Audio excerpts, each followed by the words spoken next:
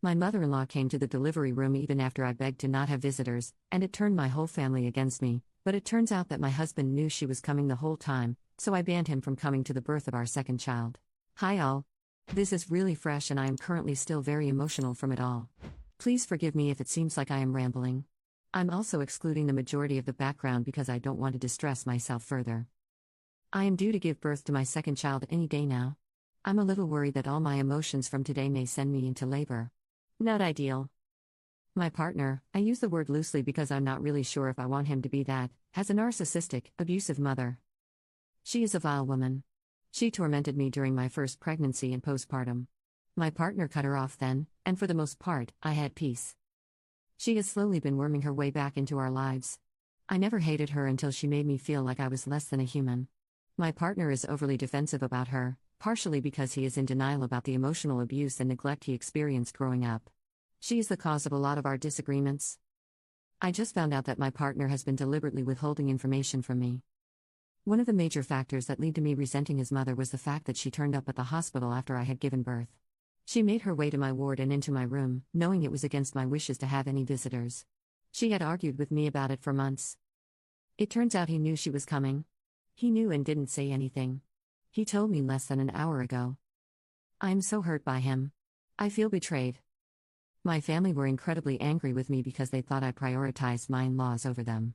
They had been told I did not want visitors and were happy to respect my wishes. I don't blame them for feeling slighted. He prioritized his mother over my wishes, over my needs. He let my family blame me and said nothing for over 2 years, knowing he could have prevented it. I have told him he cannot come to the birth of our second and that my firstborn, and I will be leaving once I can pack the things up. She told me that she did not care about my wishes. She told me how her happiness mattered more than mine. She told me that my stance was ridiculous and that she needs to be there to meet her baby. She told me that wanting space to adjust was unnecessary. She told me that I was being delusional to think I could keep her away. He knew about all of this. He knew and he still gave her what she wanted. He knew about this and lied to me. I cannot trust him to be at the hospital with me. I do not want to see his face as I am having my surgery. I do not have anyone else, but I'd rather be alone than be with him. Does this make me TA? I feel awful for even wanting to do this. This has devastated me. ETA. All the stuff she said was when I was pregnant with my first. I had antenatal anxiety and she used this against me. She would trigger attacks and then call me mental in order to get her to side with him. He was not sure what to believe and cut her off because he did not think I was lying. She works at the hospital where I had my baby, doctor. I did tell the staff about the no visitors rule, but she can bypass it with her access card. I'm not sure if he kept quiet to avoid a scene in front of colleagues. He also works there. The fact they argued made me think he didn't know and she did it because he went LC. I cannot change hospitals because I am high risk and under the care of specific doctors. My plan has been created, and I have to stay put. Update 1. Hello again. This is a small update from me for those who were wondering. Firstly, I contacted the hospital about my upcoming admission. I was redirected to a safeguarding line and explained the situation. They have confirmed my file is still showing as locked and have taken her details in order to ensure she is prevented access to me.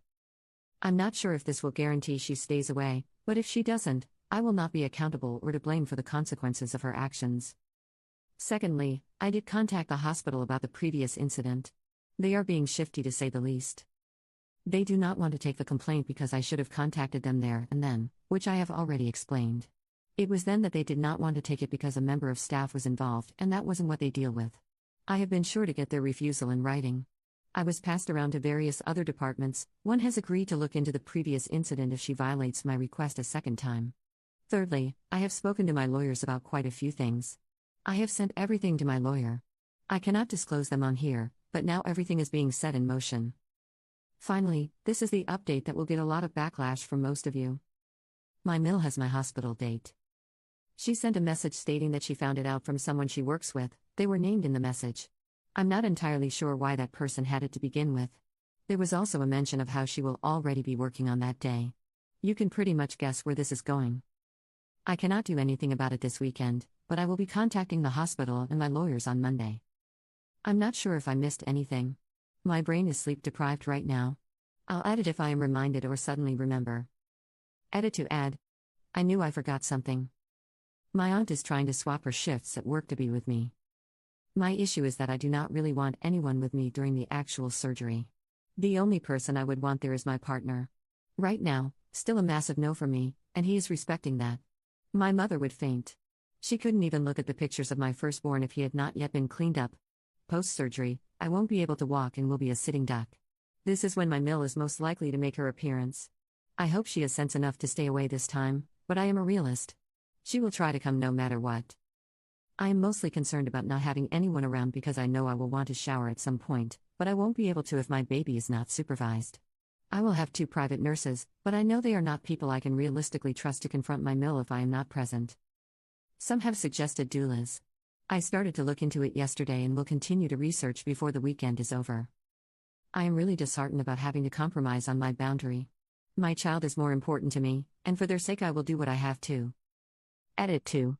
There is a misconception about my partner. I should have cleared some stuff up in the first post, but I was crying when I wrote it, so it really will be all over the place. I have mentioned it in a lot of my replies. What he did was wrong and inexcusable. He knows this. I know this. That aside, my partner is the one who cut my Mill out of our lives. He made his own choice to do that 2 years ago. I never asked him to do it. Whilst people may not believe me, he still does a lot to ensure she stays away now. He has looked into moving us away, but he has a specialist role and needs a job posting to become available. At present, the only one is in another country and he was asked for by name. He does not want to take me away from my family and friends, so he has declined the offer. She does not come to my home, she does not see my firstborn, we do not go to their house, we do not meet up in private or public. The most he will see her is at work social event, or a family gathering. He will acknowledge her presence to be civilized, but we stay away. If she tries to be situated with us, he will remove us. Her worming her way back in is met with resistance from him at all angles. I did mention he is overly defensive about her. To explain this better, I mean that he will be defensive if I mention something she has done. It is almost like a coping mechanism for him. What he doesn't do is go out of his way to defend her and tell me that I am at fault, etc. There is of course a lot more that he has done, and I will credit him for that. A lot of this is remembering he has grown up under her abuse and narcissism his whole life. He needs to go to therapy and come to understand that he has internalized things that are not normal. Thirdly, my aunt is due to be here in an hour. She says I need to hear him out about what happened at the hospital. She has seen the messages from then and she says he is not entirely to blame for it. She is someone that will hold anyone and everyone accountable for their actions, so I can trust her opinion. I will probably take time to do so later today and spend the weekend reflecting on it. Again, I think this covers everything I missed. Please let me know if I did not below. Update 2. Hi again, another update from me. I hope I am not boring you all with them. I made a decision in relation to the hospital and my family. Before I get into that, I do want to say that this was never something taken lightly. I would never want to deprive my partner of the opportunity to be there when our children are born. It is a once-in-a-lifetime event, no matter how many children you have. You can only be there for that child once. The reason it was considered is because I cannot have someone who treated me, and has since treated me, the way my Mill does around me. Nor would I be willing to have someone who enabled her in getting her way, by my side, especially when what I need is someone I can trust. I was still going to allow him to sign the birth certificate after the fact. He is their dad and they are not a pawn. Custody is a whole other matter, but as I would recommend to most people, always look into it even if you have no intention of separating. It will give you clarity on your position. We already have a pre-existing agreement that we both are happy to abide by. Now for the decision. I am allowing him to be present. However, my aunt will also be there in the event he proves incapable of dealing with my Mill. She will not hesitate to advocate for us all, and she will defend my partner if my Mill tries to get to him. He has shown me his commitment to our family over the past couple of years. He was willing to miss the birth because he understood how much his actions have impacted me. He has also said he will look into therapy for his personal development. He has given me space to come to this decision on my own. I feel it is the best one for our family. I did speak to him about the previous incident yesterday afternoon. My aunt was right about him not being entirely to blame. A lot of it comes down to timings, circumstances, what I witnessed, and what he has told me. He had seen a message from her to say she was on her way to my room and not replied because he was helping me. He did not see the second message where she essentially told him that neither of us was going to prevent her from having her way until after she had already left. It was a case of him knowing, not agreeing that she could come. The fact he did not speak up when he realized she was in the room and she had picked up our baby was another fault he has accepted.